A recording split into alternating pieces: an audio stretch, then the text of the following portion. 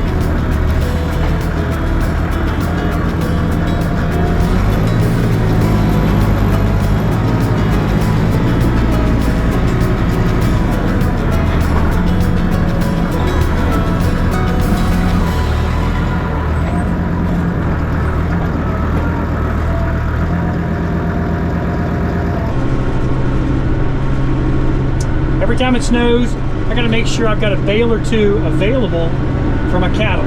Because when the snow hits the ground, they can't find the grass. Now, there's not a lot of grass this time of year, but it doesn't really matter. They'll still go out and chew on things here and there. But when there's no grass to be found, then they start to get a little nervous. So I always want to have a little bit of extra hay or a small bale or 2 floating around that I can just toss it over the fence to kind of keep them busy until I can get them fed properly. In this case, we've got some friends over in McDowell, or maybe Headwaters, which is a little bit past McDowell, who need some hay. And they typically get 1 bale a week or 1 bale every 2 weeks. But today they want 3 bales. And I don't think they're gonna make it up in the driveway very easily. So I agreed to put the hay down at the bottom, and I'll get 1 more bale on the tractor such that when they call me on the radio, which we're gonna leave down at the bottom, I'll have that bale and I can immediately go down and get it ready for them and drop it in the trailer. That way they've got hay for their horses. You look down there, I got a hay bale for those guys, but they didn't want to walk over, so I had to take a bucket and trick them to get them over to the hay bale. I will have to go down in about an hour, 2 hours, and make sure that water still has water in it. This time of year, I don't leave my automatic waters on. In fact, I probably stopped doing that last year sometime, or maybe the year before. Even in the summer months, I don't leave them on. I have overflow from my springs that go into tanks, and that's how we water. I've had problems in the past where an animal will, for whatever reason, break something, and then all the water's out of my tank. And it usually takes a day or two, depending on what the water's doing, to fill that spring tank back up, which means my guests for the cottage wouldn't have any water. So over the last couple years, I've been using, again, overflow to do that, and I don't leave my automatic waters on very often at all. One thing I don't want to do is go too fast down the hill. I'm just letting the engine brake me a little bit. I got my foot on the brake, you can see that, but I'm not going to hit that brake really hard, that's for certain. You look down here at the farm stand, there goes my neighbor Ernie. He just fed his cattle. He uses a truck. I don't have one of those things. I mean, it'd probably be a good idea if I had cattle at different farms, but I don't. Thankfully, we only have cattle here. If you look up on the hill there, you can see our cows. I move the hay ring, I don't know, every single time, or just about every time, so that they're gonna drop whatever hay and seeds that are in there onto a different spot on the pasture. When I came down a little while ago with the first bale, there were 2 barn owls, I believe. I don't know what they were doing out this time of day, but they were flying around right here on the farm. It was really cool. All right, it's a little slippery. It's definitely slippery. I was coming down the other day in the side-by-side, and this is when Butterfly was still up near the house. And when I did, I hit the brakes for whatever reason. That side-by-side just did a donut right there in the middle of the driveway. Let's go down and put the radio down for them. That is hilarious. Whack.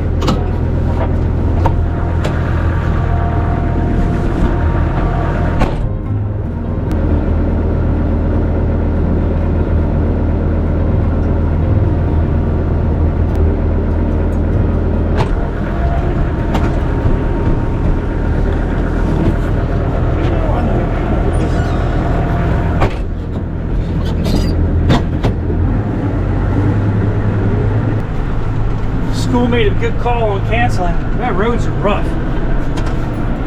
That's our guest car. They couldn't get up the driveway during the snow last week, and they've just been here hanging out ever since. So they really haven't needed their car. This is probably the 4th snow that we've had this year. Nothing big in accumulation, especially the ones in November. But now that we're in December, it's highly likely that this is going to stick around for a while. That's our hay meadow right there, where I get most of my hay on the farm. This past year, it did really well. You see those 2 little brown spots? Oh, where's the other one? Those are rocks. You gotta get in there and pull those things out. I've had my cutter hit them a couple of times. They'll jump over it, but they'll still bump on them. I don't want that to happen anymore. On a day like this, I'll typically go in the barn and do some work. However, I'm a little bit behind on my line maintenance. So I'm gonna need to get in the woods here this afternoon and get started on that. I'm hoping to do at least 2 to 4 laterals today, and I probably won't start until about 1 o'clock. I'm thinking the snow is supposed to stop. We'll see. Even if it doesn't, I'm gonna go up in there and see what it's like. Look out, it is beautiful.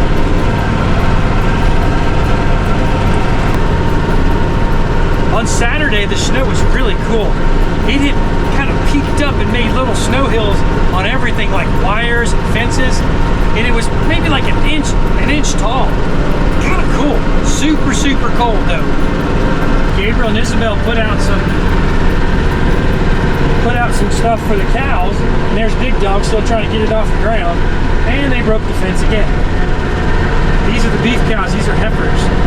They got to get bred here pretty soon.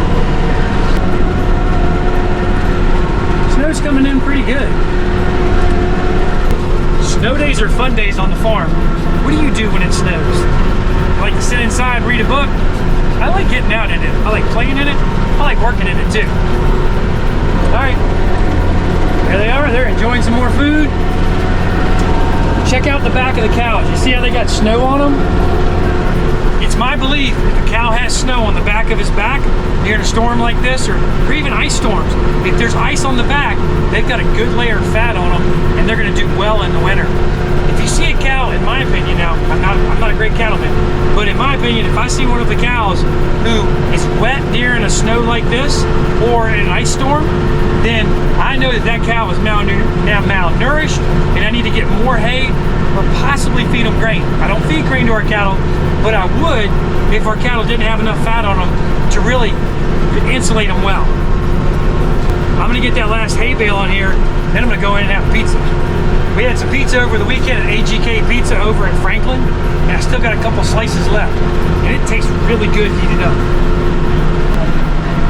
I'm gonna go around back and grab that hay bale. I'm gonna go get that last hay bale, and that's gonna end this adventure for right now. At least until those ladies call me on the radio, then I'll hop in the tractor, run down and drop a couple bales in their trailer. Wood yard looking pretty bad. Hey, thanks a lot for taking time out of your day to watch the video. We really appreciate it. We hope you're enjoying them as much as we enjoy making them for you, because we truly do. I love sharing what God's done for us with you. Do consider giving us a thumbs up on the way out, and until next time, God bless you. Now the question is, do I stay here, leave it here, or do I take down the house with me? There we go. Heard the radio, but I didn't hear them. Heard the radio, but didn't hear them again. I'm gonna leave the bale under the cover, just in case they were not able to make it over here, then this bale is gonna stay dry.